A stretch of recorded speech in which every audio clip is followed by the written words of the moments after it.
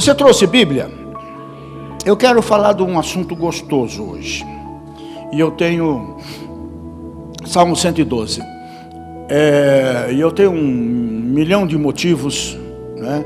E esses, como falei para você, esses últimos 10 dias trouxe um ânimo muito grande para mim, vendo coisas que pareciam que estavam meio perdidas e não estava nada perdido, né?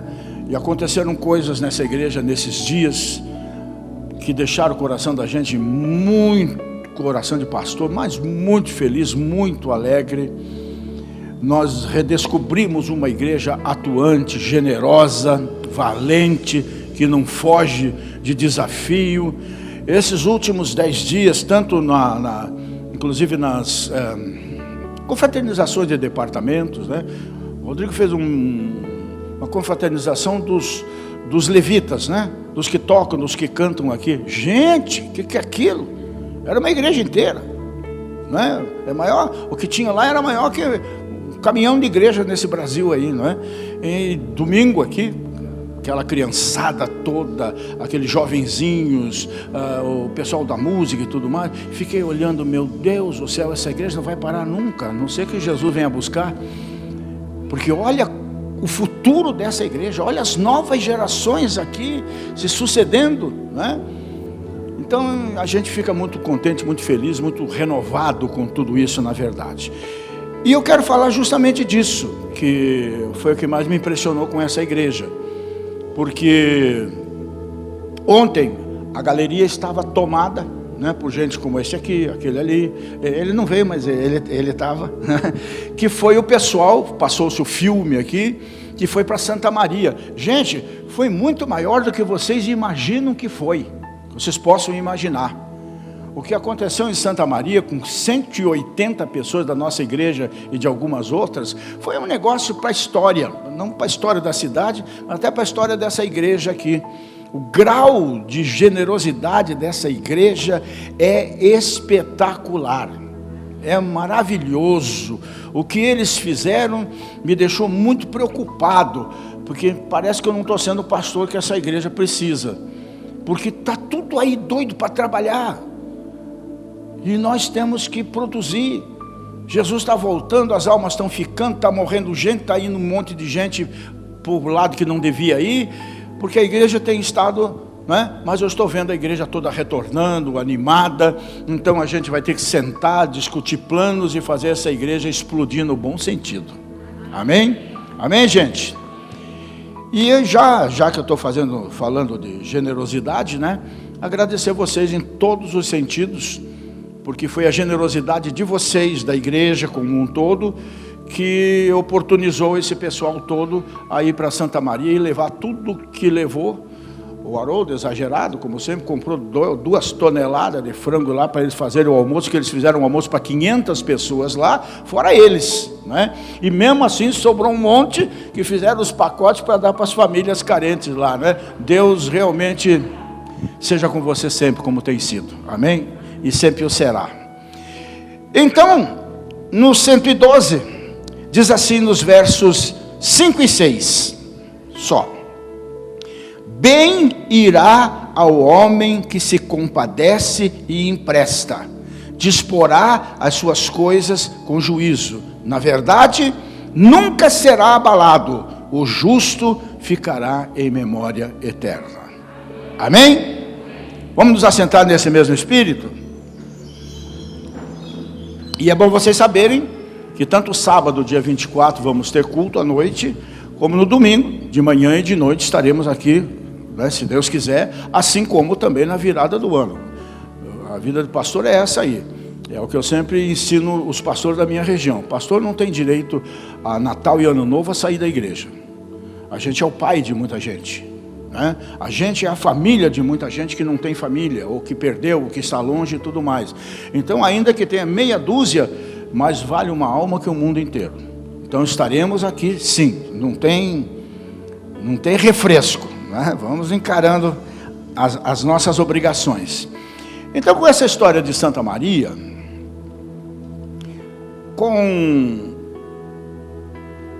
o trabalho social da igreja nesses 2 anos, onde também entra o Haroldo, eu quero agradecer muito ao Haroldo e a vocês, que trazem quilo por quilo de alimento, uma cesta básica ou outra. O Haroldo já é diferente, ele quase que mantém o departamento todo mês, e a gente tem socorrido muita gente, de dentro e de fora da igreja. A gente não faz distinção.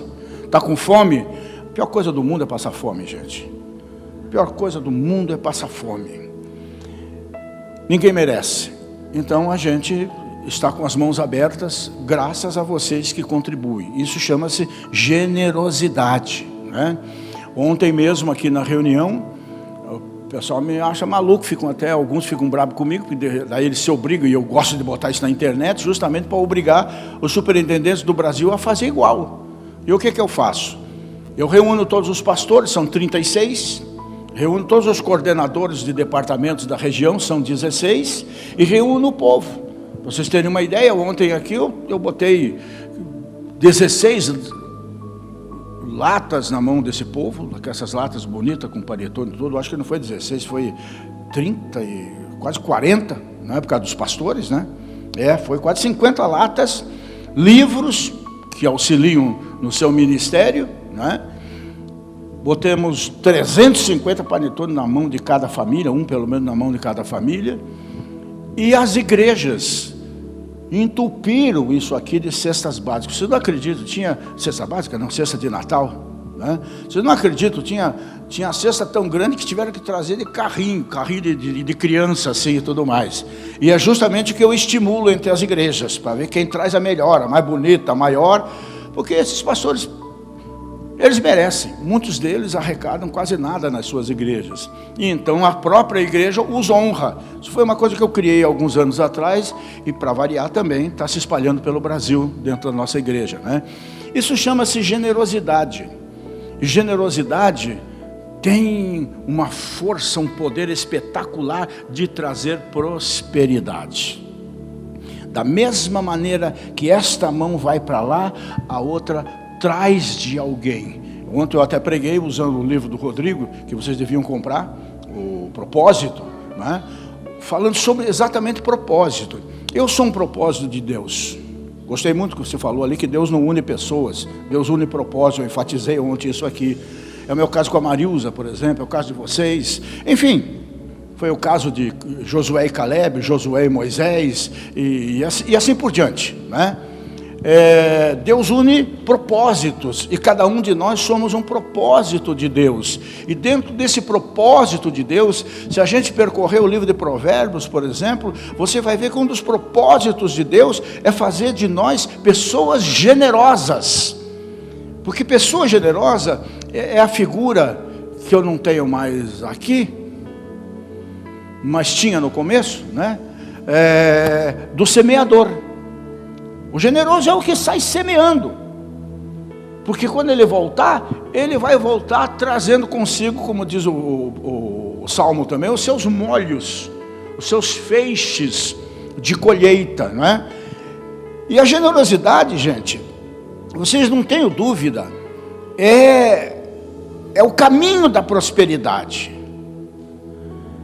Quando abrimos o coração e as mãos para socorrer os aflitos, Deus abre sobre nós as janelas dos céus.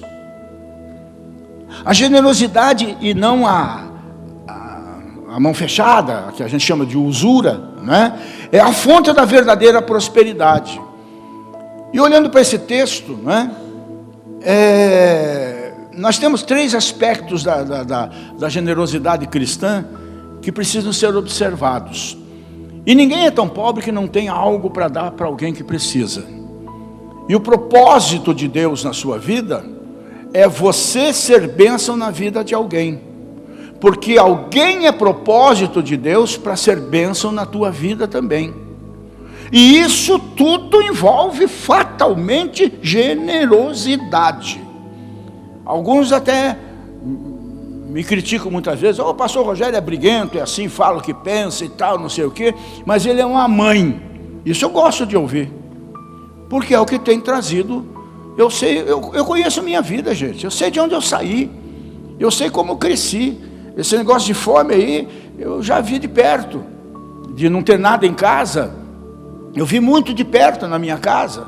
Se a minha mãe, coitada, não trabalhasse das 8 da manhã às 10 da noite, aí, de todo jeito, né? Na casa dos outros e tudo mais, para sustentar eu e meu pai, nem sei o que teria sido de nós, morando sempre no fundo da casa de alguém. Então hoje, quando eu vejo uma pessoa, hoje, por exemplo, eu fui no açougue comprar eu fui no açougue para comprar pepino. esses feitos em casa, assim, né? Em sacos assim. E eu vi uma senhora na porta do açougue, e eu fiquei olhando lá para dentro das vitrines para ver o que eu podia comprar para aquela, desculpa a expressão, uma coitada, né? Parecia tadinha, parecia um cachorrinho na porta do açougue, né? Só que quando eu fui fazer isso, ela já estava saindo. E o que me deixou feliz da vida foi ver que a dona do açougue já tinha feito um pacote de carnes e tudo mais e dado para ela levar para casa. E ela saiu toda feliz. Isso é uma coisa bonita demais. Isso é uma coisa que emociona, não é?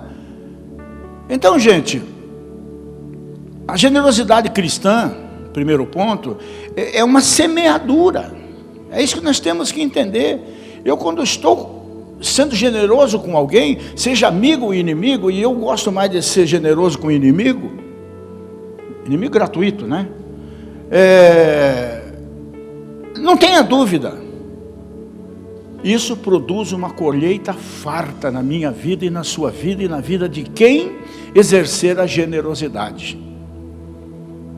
Lembrar de repente, qualquer coisa pequena assim, olha para o guarda-roupa. Às vezes eu faço umas limpas no meu guarda-roupa, a gente ganha muita coisa e compra e tal, né? Às vezes eu faço umas limpas no meu guarda-roupa, assim, que eu trago um caminhão de coisa aqui para irmãos e para as irmãs aí no bazar, né? Para repassarem lá 5 mil réis, vamos assim dizer, né? E a palavra de Deus diz: quem dá liberalmente, ainda se lhe acrescenta mais. Ao que retém mais do que é justo, isso é o Provérbio 11, 24. Até quero ler com vocês, Provérbios 11, 24. Cheio de papel, abre página, vai caindo tudo. Então diz assim, 11, 24 de Provérbios: alguns há que espalham, ou seja, doam, são generosos, e ainda se lhes acrescenta mais.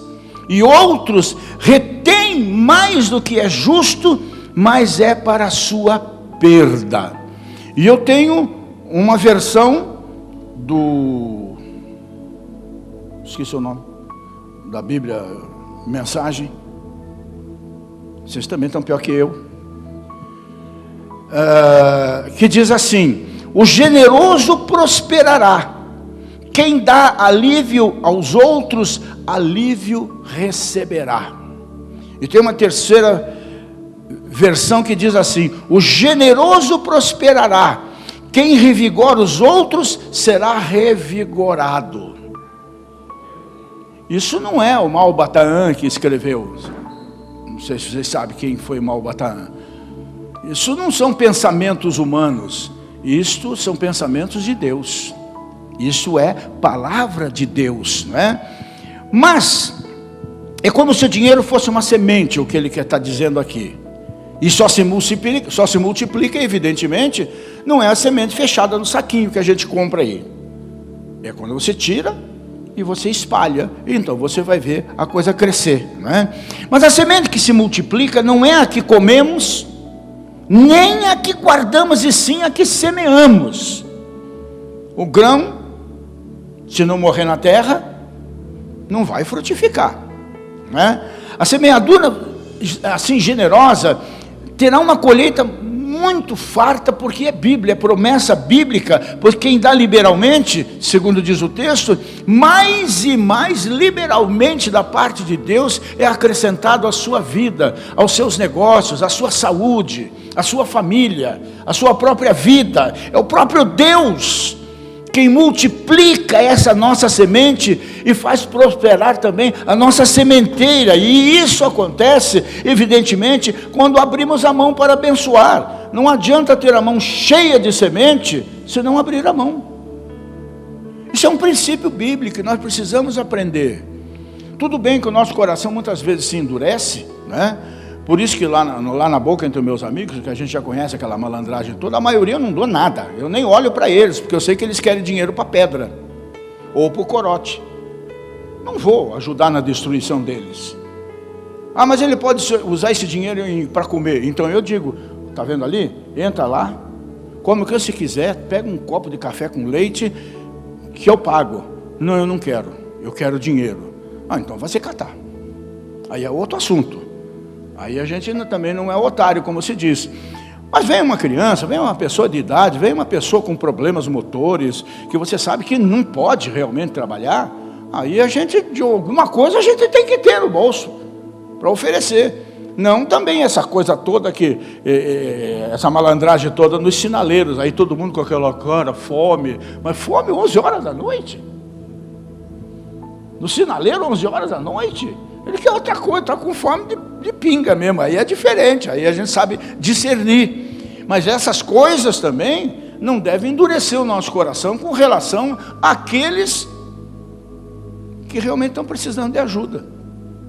E principalmente que a Bíblia ensina, primeiro os domésticos na fé. Quando sabemos, e vocês não sabem disso, mas a gente está sempre atento. A gente só não ajuda quando a gente não sabe, desconhece. A gente está sempre atento. Eu vejo minha mulher fazendo coisas incríveis no meio da mulherada da igreja aqui. Comprando uma coisinha aqui, uma coisinha ali. Nesse período, uma cestinha para uma, um panetone para outra. E assim por diante. Puxa, isso aí faz uma diferença tão grande na vida das pessoas. O panetone que eu dei para essas 350 famílias aqui, um para cada uma, é um panetone simples, não é caro, é gostoso, mas não é caro nem nada. Eu posso dar. Não é da igreja aqui, é da região que eu sou superintendente. É dinheiro deles mesmo. Por que eu vou reter? E não devolver para eles, principalmente num momento como este, que por mais simples que seja, tem um simbolismo enorme, afinal de contas, né? Então, aprenda a ser uma pessoa que realmente, a música do milionário José Rico, né? Se eu tiver 2 camisas, né? Dá uma. Deus vai te devolver mais 2. E ao invés de você ter 2, você vai passar a ter 3. E isso é fatal. Isso é fatal. Comigo acontece demais isso, né? Então, porque é o próprio Deus que multiplica a nossa semente, como eu disse, e faz prosperar a nossa sementeira, e isso acontece sempre quando nós abrimos a mão. Não vai mudar o princípio de Deus. Por isso, mãos abertas. Hoje eu botei na internet uma coisa engraçada: simpatia para encher os bolsos em 2022. Você come 3 abacates e guarda as sementes na carteira. Vai encher o bolso. Né? Mas não é isso que Deus propõe. Mãos abertas, essas sim produzem bolsos cheios. É princípio bíblico, mas nem o inferno consegue quebrar esses princípios. No entanto, o contrário também é verdadeiro, porque como lemos no texto, o que retém mais o que é justo, a usura, a mesquinhez, né? O pensar só no seu próprio umbigo, né? Vai ser pura perda, porque certamente, como diz lá a respeito de salário e de não dizimista, lá em Ageu, recebe salário em saco furado, ou então recebe coisas na mão aberta que escorre entre os dedos como se fosse areia, né? Aqueles que acumulam com aquilo que a gente chama de avareza, aquilo que poderia socorrer um aflito, salvar uma vida, esse dinheiro acumulado não traz nenhuma felicidade, não traz nenhuma segurança. E eu não estou falando para pessoas ricas aqui, estou falando para nós aqui que somos classe média, né? Se bem que no Brasil esse conceito é muito relativo, né? aqueles que ajuntam fortunas por aí e vivem no Fausto, no luxo, não é? Vocês não vão deixando o próximo à míngua na sua porta. A gente vê coisas às vezes na televisão impressionantes da maldade humana com relação àquele que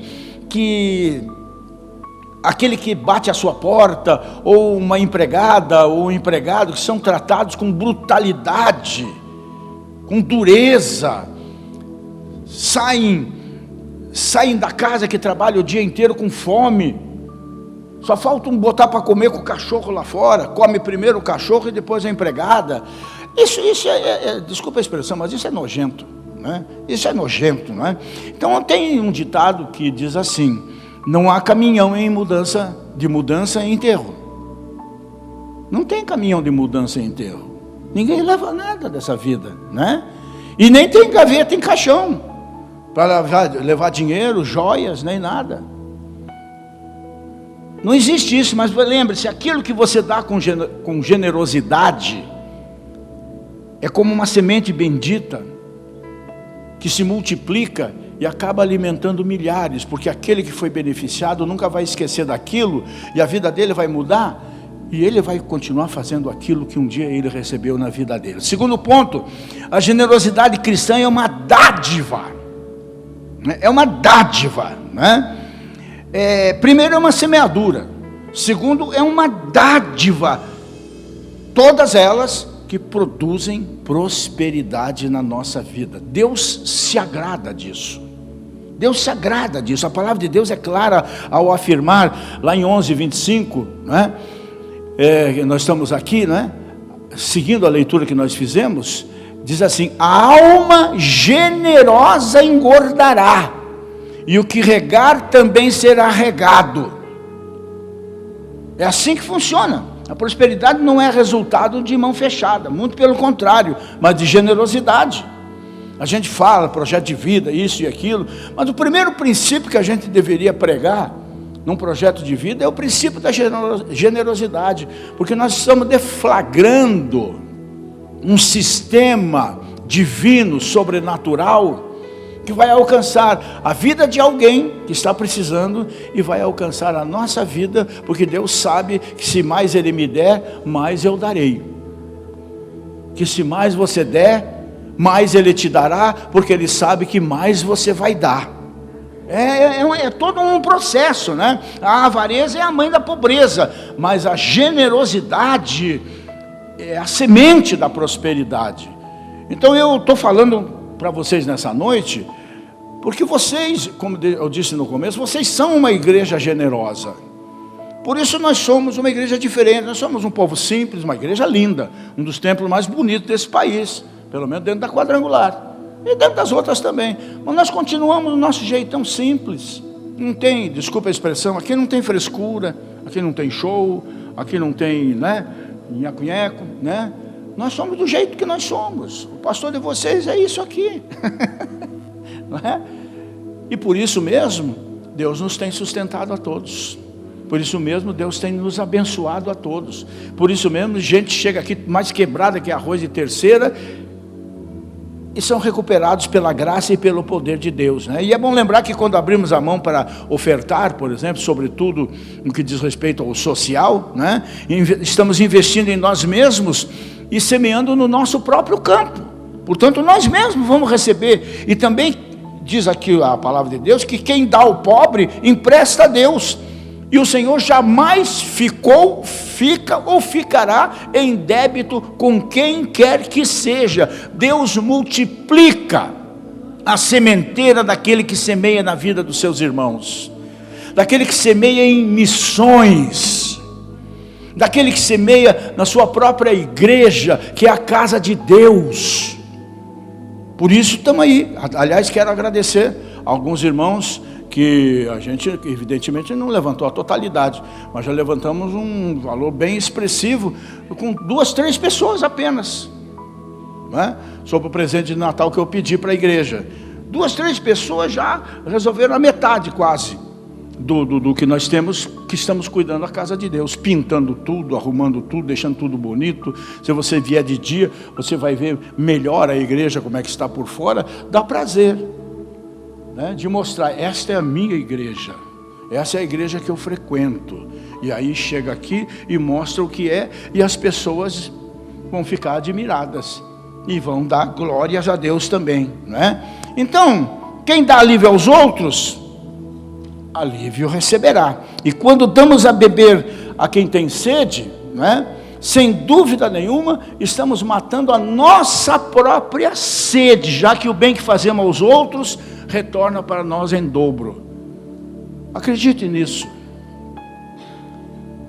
Tem pessoas que nascem assim, eles têm esse jeito fechado, são acumuladores, não dão nada para ninguém, a coisa apodrece dentro de casa, as traças comem a roupa e não dão nada para ninguém. Nós precisamos mudar esse conceito, porque de repente Deus não bota roupa nova no guarda-roupa da gente, porque está cheio de roupa velha, que podia ser nova para alguém, não é verdade?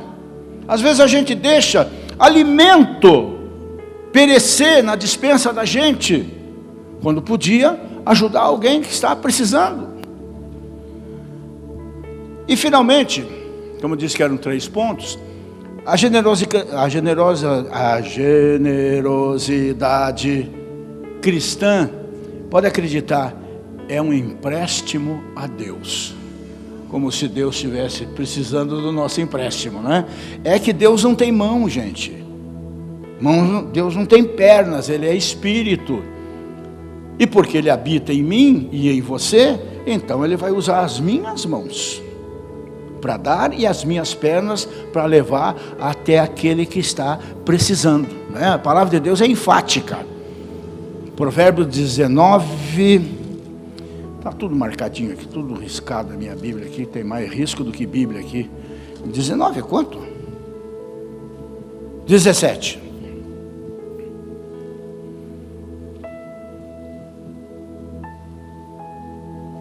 Ao Senhor empresta o que se compadece do pobre, e Ele lhe pagará o seu benefício. Olha só, não tem nada de graça para Deus, Ele não fica em débito com ninguém. Olha que versículo bacana lá do livro lá, Rodrigo, o 21. Muitos propósitos há no coração do homem, mas o propósito do Senhor prevalece. Que versículo bonito esse aqui, que eu marquei aqui também. Então, gente, Deus sempre demonstra um cuidado muito especial com os pobres. Esse socialismo barato que nós vivemos, principalmente no Brasil, e eu dou graças a Deus, porque no Brasil não tem comunista, só tem vigarista. Eles não estão preocupados com Marx, com Lenin, nada. Eles nem sabem quem são, na verdade, nunca leram sequer Marx, porque se tivessem lido e entendido, não seriam, né? Mas eles só se dizem ser com um propósito: roubar, corrupção, esse tipo de coisa, né? Mas a palavra de Deus diz que essa igualdade social, ela jamais existirá. E é assim que é. Uns são mais dispostos, outros são mais inteligentes, uns trabalham mais, outros não trabalham nada, outros se largam na vida, outros não aceitam o tipo de vida que estão levando e vão à luta. Por isso que Jesus disse: gente, não fiquem tão preocupados com eles, porque aos pobres vocês sempre terão convosco. Então tudo é uma questão de a gente pregar a prosperidade para o pobre através do dízimo. Parece um absurdo, mas vocês não acreditam? A gente vê dízimo aqui na igreja de 25 centavos, de R$2,50, de R$5.